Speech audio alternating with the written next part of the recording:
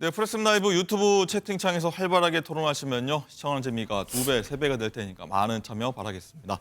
자, 저희 프레스룸 라이브의 뉴스 핵심 관계자분들 나오셨습니다. 안녕하십니까? 네, 안녕하세요. 안녕하십니까? 예, 민주당이 결국 서울 중성동갑에서 친문 핵심이죠. 임종석 전 대통령 비서실장을 공천 배제했습니다. 청와대에서 함께 일했던 고민정 의원은 그 직후에 최고위원직 사퇴, 친문을 비롯한 비명계 집단 행동 가능성도 나오고 있는데, 자, 공천 갈등을 넘어서 파국이라 불리는 민주당 상황부터 자세히 살펴보도록 하겠습니다. 자, 장가 기자, 어제 민주당 굉장히 하루 종일 시끌시끌했습니다. 공천 최대 뇌관이었던 임 전 실장 컷오프, 그리고 그 자리에 전현희 전 국민권익위원장 전략 공천. 한번 정리해 볼까요? 우선 이 서울 중성동갑에서 16대, 17대 의원을 지낸 임종석 전 비서실장이 그동안 당의 컷오프 조짐에도 계속해서 선거 유세를 이어갔는데요. 예. 어제 전략공관위에서 전현희 전 국민권익위원장을 이곳에 전략공천하면서 대책을 수기하겠다 이렇게 언급을 했습니다. 앞서 당에서는 임종석 전 비서실장을 송파갑에 나가라고 요청을 했지만 임 전 실장은 이를 거절한 바 있습니다. 관련한 목소리 듣고 오시죠.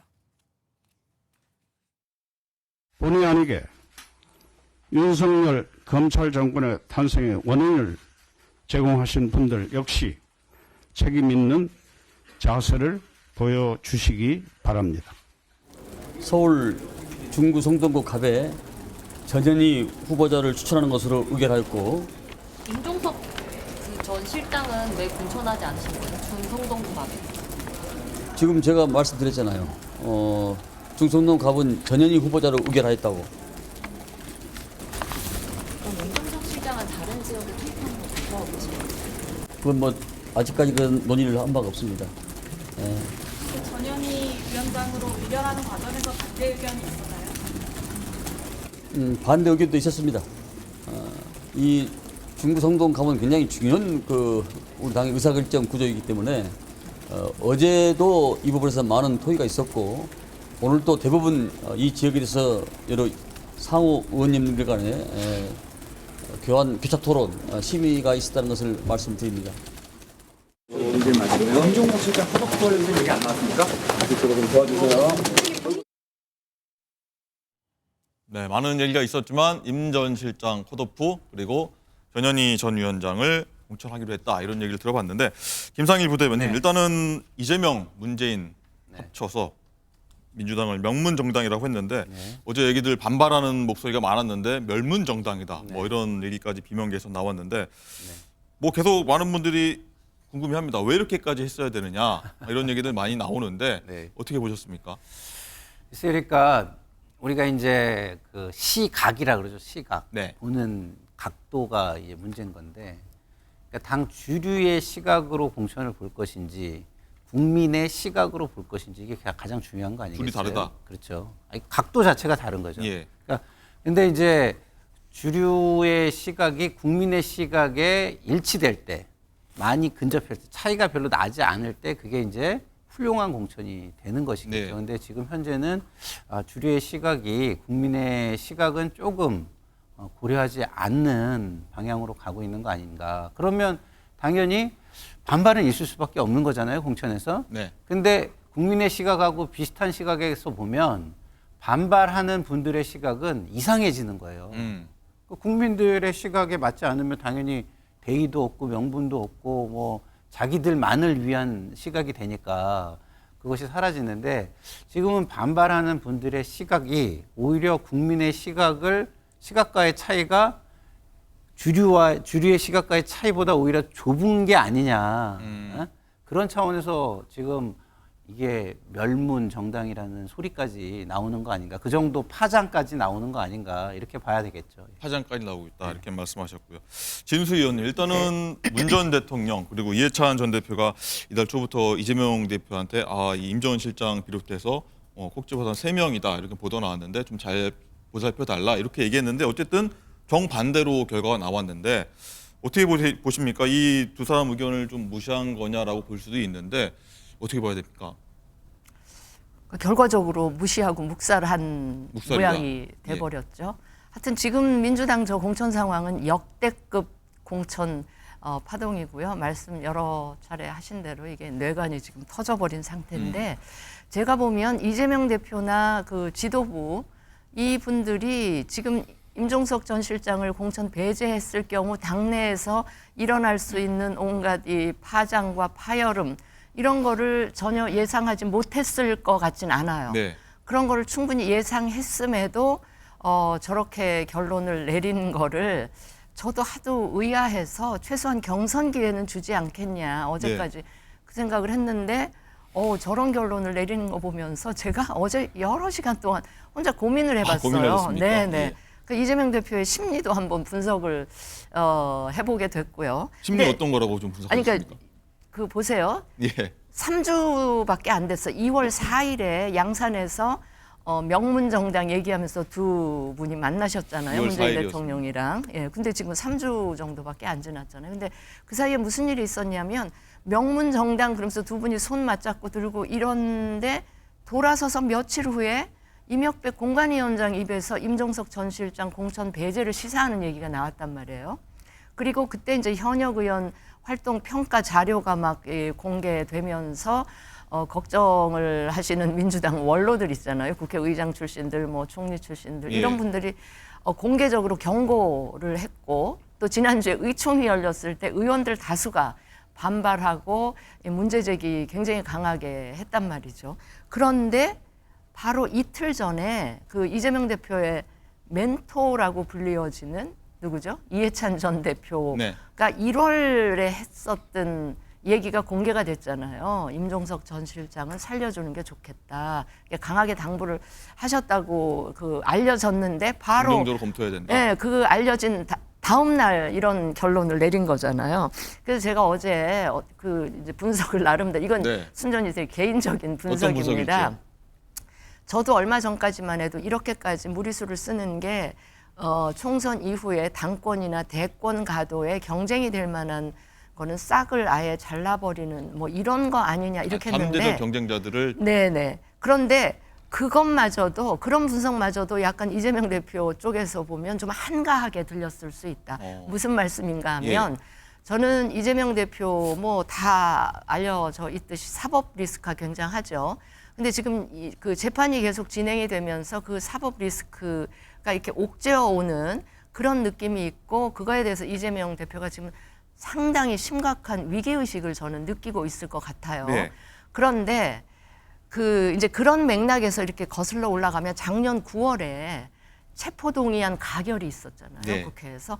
그 체포동의안 가결 때문에 이재명 대표가 엄청나게 저는 충격을 받았을 거라고 보고 그때 이제 영장 실질 심사 받고 구치소에 가서 여러 시간 기다리고 있었을 거 아니에요. 그 동안에 엄청난 자신의 이제 각오와 결심을 저는 굳힌 것 같아요. 반대파 의원들한테 좀 네, 무슨 얘기인가 하면 일단 총선을 계기로 완전히 이 민주당을 이재명 사당에다가 자신을 방탄해 줄 수 있는 방탄 정당으로 만들지 않으면 자기가 굉장히 위험해질 수 있다라는 판단을 하고 그 상황에서 한치의 오차나 조그만큼의 틈도 네. 내어주지 않을 정도의 완벽한 방탄 사당을 만들겠다는 결심과 각오를 굉장히 굳게 한 것 같아요. 그러니까 그 이후에 뭐 당권 대권은 그 다음 문제고 네. 일단 이 상황에서 굉장히 절박한 그런 상황에서 이런 결론을 내린 거 아닌가. 어제 뭐 저기 안규백 전략공천위원장이 나와서 이야기를 했지만 그리고 공관위 내부에서 뭐 여러 이견도 있고 토론을 거쳤다지만 결국은 최종 결론은 네. 이재명 대표의 뜻대로 결론을 내린 것 같은데 그러니까 이런 모든 잡음이나 파열음이나 뭐 당 깨지는 소리 뭐 이런 거를 예상 못했을 게 아닌데도 이런 결론을 내린 거는 그 언저리에는 바로 이재명 대표의 그 아주 위기의식 네. 그런 게 작용하고 있지 않았나 뭐 그런 생각을 어제 해봤습니다. 네. 그렇지 않고서는 네. 저런 결정을 내린다는 게 상식적으로 알겠습니다. 이해가 안 되잖아요. 네. 구속 실질 심사 때 이런 구상을 했을 수도 있다 이미 이런 추측을 그렇게 하셨습니다. 하고 시스템 공천이지만 수치로 정량적으로 평가할 때는 손을 못 대지만 정성 평가의 부분이라든지 지역구 주민 대상 여론조사는 여론조사 업체에 따라 설문을 어떻게 하느냐에 따라서 결과가 굉장히 달라질 수 있기 때문에 바로 그 분들을 약간의 마사지를 통해서 민주당 그 현역 의원들을 다 놓고 170명 성분 분석을 해서 줄 사람, 날릴 사람, 경선할 사람 이렇게 분류해서 지금 그 플랜대로 공천심사를 거기에다 꽤 맞춘 게 아니냐 그런 생각이 드는 게 어제 네. 그 저기 의총장에서도 선관위원장 하시다가 그만두신 그분이 그 여론조사 업체에 대한 그 상황을 소상하게 또 네. 뭐라 그럴까 증언을 하시지 않았습니까? 알겠습니다. 개인 의견까지 주셨고요. 뒤에 할 얘기들이 많습니다. 네, 차차 해보도록 하고요. 네. 김상희 부대변인, 일단 네. 어떻게 보십니까? 문 전 대통령 얘기를 저희가 해봤는데 네. 명문정당 얘기가 나온 이후에 이런 정반대 결과가 나왔다. 네. 문 전 대통령이 그러면 뭐 어떤 메시지를 낼까요? 아니면 메시지를 낸다면 어떤 메시지를 낼까요? 글쎄요. 메시지 내시기 좀 어려우시지 않겠습니까? 어렵다. 왜냐하면 퇴임한 대통령이신데 어쨌든 당내의 파워게임에 개입하시는 모양새가 될 수가 있잖아요. 그래서 저는 지금 이 상황 속에서 메시지 내기가 굉장히 어려울 것이다라는 생각이 들고 아침에 서른 의원이 뭐 방송에 나와서 이게 전부 다 결론이 나고 나서 결론이 안 좋으면 그때는 조금 원로로서 목소리를 내실 거다 이런 얘기를 하는데 저는 이 총선 이후 결과가 안 좋았을 때는 좀 목소리를 내시겠지만 총선 이후에 가는 예, 그 전에 이렇게 갈등 양상인데 어디 편을 들어서 같이 싸우는 모습의 메시지는 내시기가 좀 쉽지 않지 않겠느냐 이런 생각이 듭니다. 네. 계속 한번 이어가 보도록 하겠습니다. 왜 이런 우려에도 이런 결정을 내렸는가? 이게 사실 많은 분들이 좀 관심을 갖고 계실 텐데 김상일 부대변인, 네. 일단은 뭐 당내에서는요 2017년부터 이어온 이재명 대표와 친문 진영의 어떤 악연이 이번 공천에 영향을 준 거 아니냐 이런 얘기도 나오는데 네. 뭐 대선 경선 당시에 이 대표와 친문 청약이 좀 대립했던 부분, 이 앙금이 이런 결과로 나왔지 않았을까라는 추측도 나옵니다. 어떻게 보십니까? 뭐 그런 생각을 많이 할 수밖에 없죠. 왜냐하면 그 당시에 그 앙금은 어떻게 생긴 거냐면 친문 쪽의 팬덤 이런 것들이 이재명 대표를 많이 공격했기 때문에 그것에 많이 상처를 입은 거였거든요. 그때 굉장히 강했었으니까. 그렇죠. 근데 지금은 반대로 이재명 당대표의 팬덤이 굉장히 더 강한 강해졌다. 상황이잖아요. 그런데 입장이 완전히 바뀌었는데 이렇게 한다? 그때에 본인이 억울했으면 억울한 걸 오히려 고치려고 하는 게 공인의 자세일 텐데 그때의 어떤 이런 걸 고치지 않고 그대로 그 팬덤을 이용해서 똑같은 행위를 한다? 그거는 뭐 그렇죠. 그때 앙금이 좀 남았기 때문에 당신들도 한번 맛봐봐.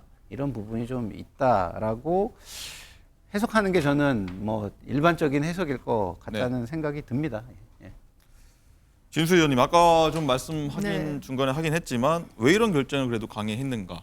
뭐 이런 결정에서 한번 얘기를 해볼 텐데 아까 말씀하시기로는 어떤 구속실질 심사에서 이런 결정했을 수 있다라는 추측을 내오셨지만 일단 비명계의 어떤 90점 역할을 임 전 실장이 할 수 있다 이런 우려에서 뭐 차단하려 했다, 견제하려 했다 이런 시각도 있는데 이 부분 한번 얘기해 볼게요. 그러니까 그런 우려는 할 수도 있죠. 그러나 설사 임종석 전 실장이 원내에 그 입성한다 해도 지금 전체의 당내 그 권력 구도에 있어서는 이재명 대표가 굉장히 우위에 있고 많은 그 측근 의원들이 다 이제 원내에 입성할 거고 또 김상일 평론가님 말씀하셨지만 당 밖에는 엄청난 팬덤이 목소리 높은 팬덤이 이재명 대표가 조금 어려워질 때마다 굉장히 밖에서 응원을 해주고 힘을 실어주는 그런 팬덤이 네. 있기 때문에 앞으로 있을 파워게임 이런 거보다는 그것만 해도 그 생각만 해도 조금 한가한 생각일 수 있었겠다. 제 얘기는 그거보다 훨씬 더 지금 자신의 사법 리스크하고 관련해서 어떤 이 절박함 그래서 이 절박함에 때문에 단 한치의 오차나 틈도 이번 총선을 통해서 생기게 하면 안 되겠다라는 이 강박 같은 그런 게 있지 않고는 이 많은 사람들이 이해하기 힘든 저런 결정을 어떻게 내릴까. 저는 어제 내린 저 결정이 하도 의아해서 제 나름대로 그런 분석을 해본 겁니다. 네, 일강에서 말하는 방탄 얘기 말씀하시는 것 네, 같습니다. 네. 방탄을 아주 물 셀 틈 없이 만들기 위한 그런 의도가 밑에 깔리지 않았을까. 네, 김상일 부대변인. 네. 일단은 보면 총선 이후에 민주당 내부의 헤게모니 싸움입니다. 뭐 8월 전당대회 때 임종석 실장이 뭐 당대표 출마할 수도 있다, 도전할 수 있다 이런 거를 뭐 원천 차단해 보겠다, 뭐 이런 얘기도 나오는데 어쨌든 민주당 차기 권력 구도를 둘러싼 파워 게임이 아니냐 이런 분석 어떻게 보십니까? 그런 부분이 있죠. 있는데 그런 거는 다 뭐에서 비롯되는 거냐면 자신의 사법 리스크에 대한 두려움 때문에 비롯되는 같은 거예요. 말씀하시는 건가요? 왜냐하면 일단은 사법 리스크를 방어하기 위해서는 당이 똘똘 뭉쳐서 나에게 지지를 보내줘야 되는데 거기에서 다른 목소리가 튀어나오면 지난번에 그 체포 동의안 가결 같은 사태가 또 일어날 수도 있잖아요. 그러니까 예를 들어서 다수가 나를 지원하더라도 일부가 상대편에 붙으면 결과가 바뀔 수 있는 이런 거에 대한 또 두려움이 있을 수가 있는 거거든요. 그래서 결국에는 원인은 같은 거지만, 원인은 같은 거지만 그것이 조금 더 정도가 조금 더 크냐 작냐 뭐 이 차이라고 보는데 저는 그 원인의 어떤 정도, 그러니까 총선 이후에 헤게모니 싸움 파워 게임의 정도보다는 사실은 두려움이 훨씬 컸을 것이다 이런 생각이 들어요. 왜냐하면 지금 이재명 대표가 상대하는 거는 비명계가 아니에요. 네. 현 정권이고 검찰입니다. 그렇기 때문에 제가 이재명 당대표가 대선이 지나고 패배한 후에 개항 출마 이런 얘기가 나왔을 때 그리고 그 박홍근 원내대표를 밀 때 제가 그 이재명 후보를 열심히 도왔던 한 참모, 굉장히 중요한 주요 참모죠. 네. 주요 참모에게 물어봤어요. 이렇게 하는 게 맞냐? 그랬더니 그 참모가 저한테 이런 얘기를 하더라고요. 자기도 그래서 말씀을 드려봤다. 그랬더니 지금 이런 부분에 대한 두려움이 너무 커서 두려움이 이재명 대표를 먹은 것 같다 이런 얘기를 하더라고요. 저는 두려움에 먹혔다고 저는 봐요, 솔직히 얘기해서. 왜냐하면 국민들에게 사실은 본인을 던져서 네. 십자가에 못 박히면 국민은 부활이라는 걸 통해서 위대한 정치인을 만들어내거든요. 왜냐하면 이재명 당대표가 억울한 부분이 분명히 있을 수 있어요. 근데 그거를 검찰이나 윤석열 정권이 아무리 힘이 세도 끝까지 가리지 못해요. 진실은 이렇게 튀어나오게 돼 있습니다. 이재명 당대표가 힘이 엄청 강해도 지금 경선 여론조사 업체가 이게 굉장히 부당한 업체가 들어왔다는 게 그러니까 결국은 경선 전체의 정당성에 큰 물음표가 찍히는 사건이 폭로가 돼버렸잖아요, 지금. 이런 것처럼 힘이 세다고 해가지고 진실을 다 막을 수 있는 게 아닙니다. 그러면 결국은 힘이 약한 사람은 싸움의 전략을 어떻게 해야 되겠습니까? 맹수하고 우리 앵커님이 싸우실 수 있어요? 힘들죠. 싸울 수 있죠.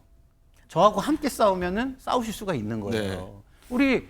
우리 역사를 보시면 사냥 시대에 사냥이 어떻게 이루어졌습니까?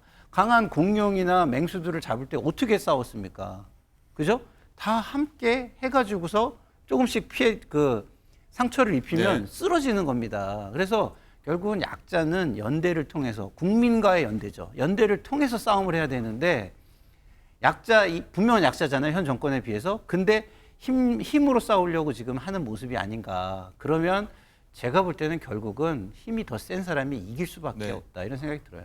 뭐 개인 취재 내용 그리고 의견까지 한번 주셨는데 한편으로는 아까 뭐 팬층이라고 할까요? 팬덤이 많기 때문에 부대변님 예.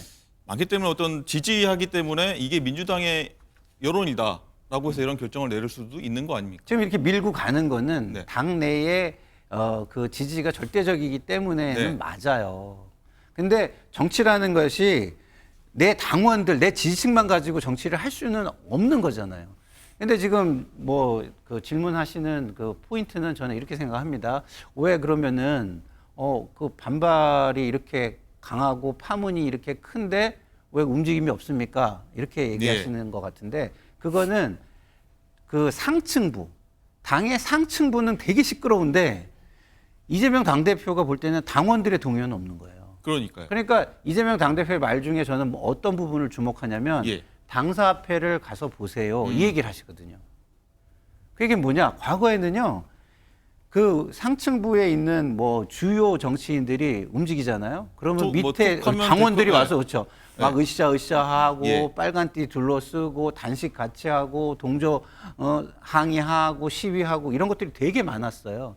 근데 지금은 보면은 대부분 여의도 의사당 안에서의 반발은 엄청 크고 그게 크기 때문에 이분들이 스피커가 나름대로 크잖아요. 그래서 언론을 통해서 굉장히 강하게 전달은 되지만 실제로 당원들의 반발은 그렇게 크지 않다는 게 지금 이재명 당대표가 믿는 부분이 아닐까 저는 그런 생각을 합니다. 네. 저는 우리 김평동 의원님 말씀 중에 조금 동의하지 않는 부분이 어떤 일단 부분일까요? 예수님 또 부활 이거랑 비유한 예수님 거는 얘기는 안 했습니다. 네네, 하여튼 십자가 부활 이거는 조금 과하셨고요. 또 하나는 지금 억울함이, 그러니까 이재명 대표의 사법 리스크 중에 억울한 부분이 있을 수 있고 그게 나중에 밝혀지면 다 같이 힘을 합해서 극복해 나갈 수도 있다 이렇게 말씀을 하셨는데 그러기에는 이재명 대표의 사법 리스크가 지금 점점 현실화, 이게 재판이 진행되면서 현실화되고 있기 때문에 저는 오히려 시간이 흐를수록 힘을 합쳐야 되는 게 아니고 이 떨어져 나갈 분들이 더 많지 않을까. 그거에 대한 두려움 때문에 또 이번에 저렇게 무리수를 두는 게 아닌가 싶습니다. 네, 재판 과정 한번 지켜봐야 되는 네. 겁니다. 예. 자, 양진 변호사님, 그리고요 임 전 실장 공천 배제에 대한 반발입니다. 어제 친문 고민정 의원이 공천 배제 발표 이후에 최고위원직을 사퇴를 했습니다. 이 부분 짚어볼까요? 맞습니다. 이 고민정 최고위원의 경우에는 민주당 지도부에서 유일한 비명계였는데요. 어제 국회에서 긴급 기자회견을 열고요. 지금의 위기를 지도부가 책임을 갖고 치열한 논의를 해서라도 극복해야 된다라고 언급을 하면서 본인이 이렇게 이야기를 했지만 그러나 본인에게 돌아온 답은 차라리 최고위원회에서 물러나라라는 답이었다라고 이야기를 했습니다. 그러면서 이 민주당 중진 의원의 공개적인 답변이어서 무겁게 듣지 않을 수 없었다라면서 오늘부로 최고위원직에서 물러나겠다라고 이야기를 했는데요. 이렇게 고 최고위원이 전날 이 최고위 회의에 불참한 것을 두고 강성 친명 단체인 이 더민주혁신회의를 비롯해서 이 대표의 최측근인 정성우 의원이 이러한 고 최고위원의 사퇴를 거론했습니다. 이것을 겨냥한 발언으로 보입니다. 네, 이제는 고민정 전 최고위원입니다. 한번 육성으로 한번 목소리 듣고 오겠습니다. 민주당 측에서 임종석 전 비서실장 중성동갑 주재 공천 배제를 결정했는데 이에 대해서 어떻게 생각하시는지? 글쎄요, 그거는 전략 단위에서 나름의 고민 끝에 내린 결론이라고 생각을 합니다. 지금 현재 민주당이 총선 전략을 치밀하게 짜야 한다는 요구, 그리고 이게 불공정하지 않느냐라는 문제 제기들이 지금 계속 이어지고 있는 상황입니다. 이런 불신들을 종식시키지 않고서는 총선에서 단일 대우를 이뤄서 승리를 이끌어 나가기가 너무 어렵다고 판단을 했고, 그래서 지금이라도 현재 이 공천 과정에서의 생겨나고 있는 여러 가지 갈등들에 대해서 시간이 해결해 주겠지 하고 기다릴 것이 아니라 무엇이라도 밤을 새워서라도 대책을 마련하고.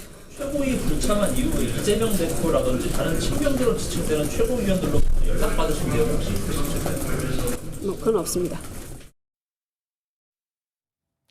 네, 사퇴하겠다는데 따로 연락받은 거는 없다. 이렇게 마지막에 얘기를 했네요. 김상일 부대변인. 네. 일단은 본인이 고민정 의원이 많은 임 전 실장에 대한 여러 얘기를 많이 주장을 했는데 좀 관철되지 않았고 그리고 사퇴로 이어진 것 같은데 본인이 무력감을 많이 친명 지도부라고 하지 않습니까? 많이 무력감을 느꼈다 이렇게 봐야 될까요? 글쎄요, 무력감을 느껴서 그런 건지는 잘 모르겠어요, 저는. 근데 왜냐하면 본인 공천은 이미 마무리가 됐잖아요. 그렇기 때문에 좀 편하게 한 거 아닌가 저는 오히려 이런 생각이 드는 게 아니 본인이 최고위원으로 들어가서 계속해서 싸우는 모습을 보여주는 거와 그냥 편하게 사퇴하고 지역구 선거에 올인하는 거와 뭐가 본인에게 더 이득이 되죠? 예? 아니 저는 냉정하게 보면은요, 한동훈 비대위원장이 그게 무슨 의미가 있습니까? 그 말이 맞다고 봐요. 네, 뒤에 한번 들어볼 겁니다. 네, 저 사퇴가 무슨 의미가 있습니까? 오히려 본인이 정말 이게 정말 억울하다고 생각하고 이 억울한 부분에 대해서 억울한 사람의 입장에서 싸워주겠다고 생각을 한다면 자기 거를 다 희생하고 내려놔서라도 싸워야 되는 거거든요. 근데 그냥 예의상 한마디 거들어 주겠다라는 거면 저렇게 할 수 있어요. 그래서 저의 결론은 네. 그냥 예의상 그냥 좀 거들어 준다. 이 정도로 뿐이 보이지 않는다. 진정성은 그렇게 크게 느껴지지 않는다. 저는 이렇게 생각합니다. 본인 또 의사가 있는 거니까 한번 따로 또 들어봐야겠고요. 진세 의원님, 일단 이렇게 보니까 민주당이 좀 내홍, 뭐 화동 겪어 보니까 이제 친명과 비명, 뭐 심리적으로 이제 민주당 내에 이제 심리적으로 분당 상태까지 왔다 이런 시각도 있거든요. 뭐 어떻게 봐야 됩니까, 이 당 상황을? 뭐 심리적 분당 상태는 이미 이제 이미 있고요. 이미 왔고요. 지금 거의 이제 행동으로 지금 옮기는 분들이 하나둘씩 나타나고 있는데 아마 잠시 후에 임종석 전 실장이 이제 어떤 그 결론을 내릴지 좀 네. 저는 가늠이 안 되는데 어떤 선택을 할지 가늠이 안 되는데 이미 저 상황은 임종석 전 실장의 개인의 문제를 이제 넘어선 것 같아요. 그러니까 친문그룹 전체 차원에서 이제 어떻게 움직일지 친문그룹 전체의 어떤 행동 그 단초로 임 실장 거취를 어떻게 할지는 이제 뭐 잠시 후에 드러날 테니까 네. 이제 이게요 사실은 제가 거듭 말씀드리지만 이 정도의 상황을 예상 못했을 바는 아님에도 불구하고 이렇게 정면 돌파를 그 선택을 했기 때문에 지금 이재명 대표나 당 지도부로서는 이 뭐 수습책이나 대응책을 마련할 그 이유가 없는 거예요. 그렇게 이제 마이웨이 고 하는 거니까 이제 그런 상황에서 변화를 그 만들어내는 거는 이제 임종석 실장과 이 친문 그룹들이 과연 앞으로의 행보 거치 어떻게 할 것이냐가 네. 이제 민주당의 상황에 이제 중요한 변수로 등장을 한 거죠. 예. 네. 김상일 부대변인, 네. 일단은 임종석 전 실장뿐만 아니라 많은 분들 지금 나오고 있습니다. 뇌관이 더 있다. 비명, 친문, 네. 노영민, 윤영찬, 이인영, 홍영표, 기동민들 또 다른 내관 될 거다 이런 얘기 나오는데 네. 이런 분들 만약에 그런 현실이 우려 같은 부분이 현실화된다면 뭐 집단 행동 뭐 이렇게 이어질 수 있을까요? 그러니까 집단 행동을 하려면은요, 이분들이 그동안 불만이 없어가지고 못 나간 게 아니에요. 예. 그러니까 국민의 눈높이에 맞는 대의가 있어야 돼요. 그래서 지금의 민주당은 민주당이 아니다. 그러니까 이 민주당을 바로잡기 위해서 나가겠다. 이런 걸 국민이 인정해 줘야 되거든요. 근데 그걸 인정받을 수 있을까? 지금까지는 그게 쉽지가 않았어요. 네. 그런데 그럴 수 있는 게 어제 터진 거죠, 사실. 제가 볼 때는. 그게 공천 뭐냐면 배제. 여론조사 기관이에요. 여론조사 기관. 네. 그게 굉장히 저는 치명적이라 보는 게 전체 경선에 지금 독이 타졌다고 지금 볼 수 있는 거거든요. 그러면은 이 전체 경선의 정당성을 인정할 수가 있겠습니까? 저거 한 건으로?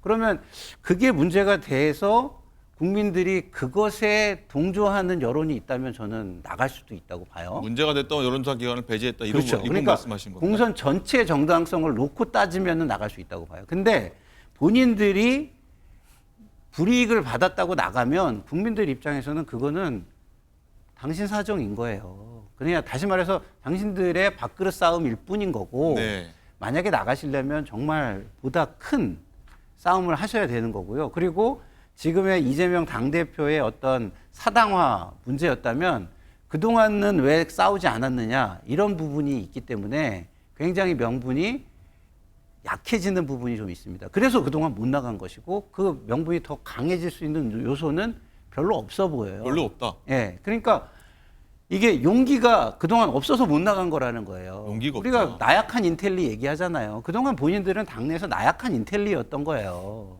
예? 문제가 안 느껴져서 못 나간 게 아니라 용기가 없어서 못 나갔던 거거든요. 그러면은 지금에 나간다? 자기 이익 때문에 나간다? 이거는 전 큰 감동은 없을 거고 나가서도 큰 의미는 없을 거다. 그렇기 때문에 제가 볼 때는 지금은 이 공천이 뭐가 잘못됐느냐를 국민에게 좀 더 정확하게 알릴 수 있는 요소를 가지고 나갈 수밖에 없다. 근데 그거는 저는 이제 가능성이 생겼다는 게 아까 말씀드린 네. 경선 여론조사 기관이 문제다 저는 봅니다. 알겠습니다.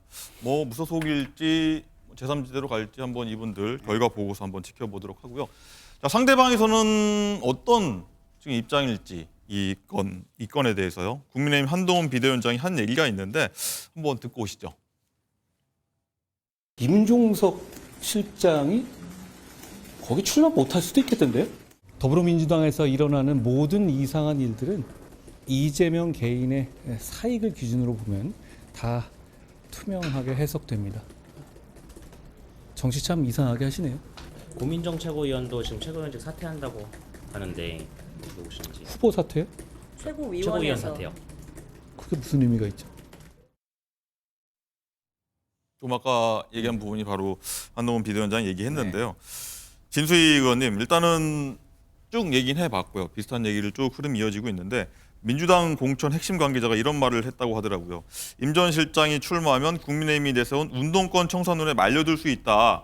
그래서 민주당 입장에서는 한 위원장 전략이 휘둘리지 않겠다. 이런 얘기를 했는데 이런 요소도 좀 고려가 됐을까요? 아이 그거는 그냥 핑계에 저는 불과하다고 핑계다. 봅니다. 네, 그건 뭐 더 이상 논의 가치도 없는 것 같아요. 그냥 핑계죠. 네. 아, 이걸로 끝입니까? 알겠습니다. 예. 제가 좀 말씀을 드리면 사익 기준을 보면 다 해석이 된다. 그 말은요. 맞을 수도 있지만 한동훈 비대위원장도 그 부분은 스스로 좀 생각할 부분이 있다고 봐요. 네. 그 사익을 앞세워서 싸울 수 있게 만들어준 게 누굽니까? 지금 현 정권하고 국민의힘이에요. 사익을 앞세우면 국민들은요. 나를 위해서 투표하기 때문에 거기에 동조하지 않습니다. 근데 그래도 동조하는 이유는 현 정권과 국민의힘이 잘못한 거를 바로잡으려고 하는데 그걸 바로잡으려면은 바로잡기 위해 투표할 만한 곳이 지금 이재명 당대표의 민주당뿐이 없기 때문에 그런 거거든요. 왜 그런 상황을 만듭니까? 예? 그래서 한동훈 비대위원장은 자꾸 이재명 당대표만을 욕할 게 아니라 그 이재명 당대표가 이런 걸 잘못하니까 우리는 국민을 위해서 이렇게 잘하겠습니다. 여기까지 말씀을 하셔야 한다. 저는 이런 생각이 들어요. 알겠습니다. 아까 이제 운동권 얘기하셨으니까 이제 제가 말씀하실 거고. 네네 예. 한마디만 더 첨언을 하면 저는 평소에 저 그 이재명 당대표 주변에 있는 그 86 운동권 세력 있잖아요. 예컨대 제가 거명까지 하겠습니다. 정청래 늘 수석 최고위원이라고 자기를 자랑하듯이 얘기를 하시잖아요. 거기에 사무총장 하고 계신 조정식 그 두 분 다 86 운동권 그룹이죠. 저는 그분들한테 공개적으로 질문을 하고 싶은 게 어떤 건가요? 과연 그분들이 과거에 그 민주화 투쟁을 할 때 그때의 그 초심, 그 기준으로 지금 이재명 당대표가 당을 운영하는 이 과정에 대해서 어떤 생각을 하는지.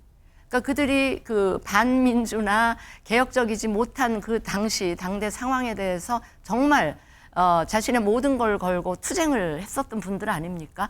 그때의 초심을 기준으로 지금 그 민주당이 운영되는 방식, 공천이 진행되는 방식, 당 대표가 당을 운영하는 방식에 대해서 한번 평가를 해보시면 어떤 평가를 할지 저는 그게 되게 평소에 좀 궁금했거든요. 예. 그래서 공개적으로 좀 질문을 드리고 싶습니다. 네, 준수희 전 의원의 어떤 물음에 한번 답을 해주실지 한번 저희가 한번 지켜보도록 하겠고요.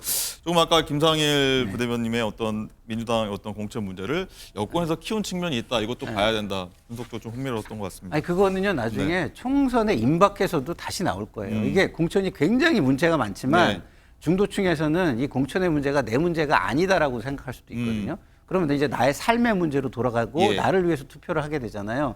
그러면은 거악을 먼저 제거하고 차악을 남겨놓는다. 이런 투표를 하게 되면 지금 이게 이재명 당대표가 믿고 있는 총선 구도이자 프레임이거든요. 근데 만약에 그거를 넘어서서 대안이 될 수 없어. 해봐야 바뀔 게 없어.까지 간다면 이재명 당대표의 이 프레임과 판단은 잘못된 판단으로 결론 날 수도 있는 것이죠. 지켜보도록 하겠습니다. 근데요, 지금 친문 그룹이 지금에 와서 자기의 공천을 앞두고 저런 그 문제 제기를 하고 있어서 만약에 국민의 지지가 따라오지 못한다면 이제 그것도 큰 요인이 될 텐데 저분들 반성할 게 한 가지 저는 있다고 봅니다. 뭘까요? 평소에 이재명 대표의 당 운영과 관련해서 평소에 쓴소리나 문제 제기를 하셨어야죠. 평소에는 제가 보기에는 공천 전에 했어야 된다. 공천 전에 좀 비겁했을 수도 있죠. 그 목소리 큰 강성 지지층으로부터 오는 뭐라 그럴까요? 그 악플, 뭐 그 문자 폭탄, 그다음에 앞으로 있을지도 모르는 공천 심사 과정에서 그 지역 내의 강성 지지층들이 어떤 판단을 할까? 이게 사실은 두렵고 신경이 쓰여서 그동안 이 당 지도부를 향해서 쓴소리 제대로 못한 거 아닙니까? 저는 그것부터 저는 반성을 해야 하는 게 아닌가 하는 생각이 듭니다. 자, 조금 있으면 임종석 전 실장이 직접 입장을 밝힙니다. 저희가 한번 이 부분 한번 얘기해 보도록 할 건데 장가 기자 어떤 얘기들이 나올까요? 한 30분 후면요. 11시 40분이 되면 임종석 전 비서실장 자신의 거취에 관해서 언급을 할 예정입니다. 오늘 아침에 임종석 전 비서실장 기자들 전화도 안 받고 수기를 거듭한 것으로 알려지는데요. 지금 전망이 엇갈리고 있습니다. 첫 번째, 당의 결정을 수용하고 백의종군할 것인가? 아니면 지역구를 이동해서 경선할 것인가? 아니면 탈당 후 무소속으로 중구 성동갑에 출마를 할 것인가? 아니면 새로운 미래나 조국신당 등 제3지대에 입당할 것인가? 하지만 이 중에서 이 지역구를 옮겨서 출마할 가능성은 굉장히 낮아 보인다는 게 중론인데요. 이미 한 차례 송파갑 출마를 거절했기 때문에 뒤늦게 이제 와서 이를 수용하기에는 명분이 매우 부족하기 때문입니다. 저희가 4가지 선택지를 쭉 정리해 봤는데 두 분 말씀 한번 궁금합니다. 진 의원님은 어떻게 4가지 중에 갈 거라고 보십니까? 제가 이제 참 가늠하기가 힘든데요. 바로 30분 후에 있을 일을 네. 그 전망한다는 것도 굉장히 리스크가 시청자 있고요. 여러분들 궁금할 테니까요. 네. 지역구를 옮겨 출마할 가능성은 일단 저는 없다고 보고요. 없을 것 같고요. 출마는 안 할 것 뭐 같다. 송파갑이나 뭐 이런 데 하지는 않을 것 같고요. 탈당 후 무소속 출마도 그 가능성이 매우 낮아 보여서 일단 총선 출마는 포기한 상태로 당내에 남아서 향후에 당내 남아서 백의종군 할 거다. 백의종군하고 당내 남아서 이제 그 지도부를 향해서 이제 투쟁하지 않을까 그런 네. 생각을 합니다. 김상일 부대변인은 어떤 생각 갖고 계십니까? 이게 저게 굉장히 어려울 거예요. 왜냐하면 남짠이 그 남아서 한다는 게 지금 아까도 얘기했지만 당원들의 어떤 지지나 이런 게 지금 없잖아요. 남는데 총선 앞두고는 그나마 국민들의 판단도 있는 거니까 남아서 싸울 때의 그 목소리가 효과적으로 전달되겠지만 만약에 총선이 끝나고에 만약에 목소리를 낸다? 지금 당원들이 절대적으로 이재명 당대표 쪽인 상황에서 그게 얼마나 의미가 있을까요? 그런 것이고 두 번째는 만약에 나가게 된다면 그동안 용기가 없어서 못 나갔는데 이제 나간다. 그럼 용기가 갑자기 생길 것이냐. 저는 그게 의문이고요. 용기가 생기려면 또 그럴싸한 명분이 있어야 돼요. 근데 그 명분을 찾을 수 있느냐 이게 관건인데 네. 저는 나갈 가능성이 조금 높아졌다고 저는 보는 거예요. 탈당할 수도 어제로서. 그 이유는 아까 말씀드린 여론조사 경선에 있어서 여론조사 기관이 지금 굉장히 뭔가 이렇게 설명이 안 되는 기관이 들어와서 이 경선을 진행했다는 거예요. 그럼 이게 만약에 해소가 안 되면 어떻게 될까요? 경선과 공천의 전체, 그 다음에 뭐 적합도 조사를 통해서 전략공천까지 한 거니까 경선, 전략공천, 이런 모든 것의 정당성이 무너져 내릴 수가 있거든요.